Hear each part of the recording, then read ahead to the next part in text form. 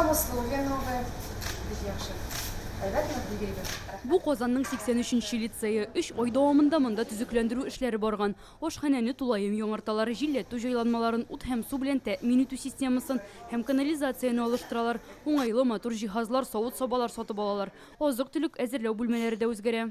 Здесь сложные блюда, типа плов, жаркое, рагу. Яңартылган ашханәне бүген Казан шәһәре мэры Илсур Метшин карады. Ул меню белән танышты, ашарга пешерү бүлмәсен тикшерде, аш-су осталары белән аралашты.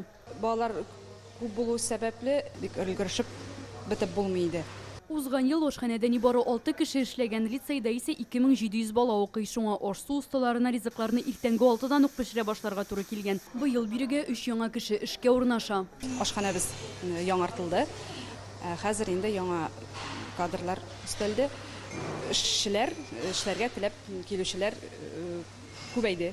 Бу Казанның 171-нче мәктәбе. Ул 2001 елда ачылган. 6 ел элек монда төзекләндерү эшләре булган. Әмма ул вакытта инженер шелтәрләрен алыштырмаганнар. 23 ел эчендә алар нык таушалган. Шуңа быел аларны яңарталар. Тәрәзәләребез иске иде, тәрәзәләр алыштырылды, вентиляция эшләмәйде, бик укучыларга да, монда эшләүчеләргә дә бик душны һава җитмәйде һәм яктылык җитмәйде. Быел Казанда республика программасы буенча 17 мәктәп ашханәсен төзекләндерделәр. Моның өчен Рөстәм Миңнеханов карары нигезендә 331 миллион сумнан артык акча бүленгән.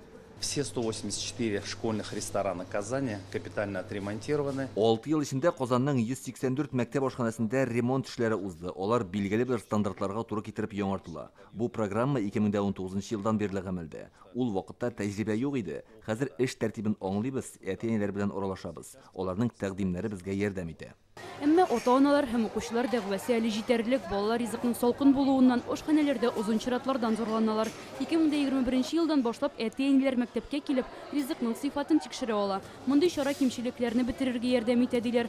Ата-аналар контроле проекты кысаларында ашханәләрдә ризык сайлау мөмкинлеге барлыкка килгән.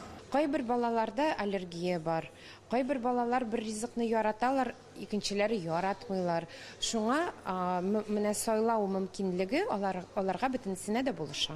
Туклану өлкәсендә кадрлар кытлыгы проблемасы да саклана. Моны төрле кызыксындыру чаралары аша хәл итәргә тырышалар. Эш урыннары яңартыла, дустыңны алып кил дип исемләнгән махсус акция бар. Нәтиҗәдә узган ел 400-гә якын кеше мәктәп ашханәләренә эшкә урнашкан. Быелдан яңа кеше алып килүчегә 20 мең сум акча түлиләр. Ләна Бәхтиева, Владимир Гурьянов, Яңа гасыр каналы.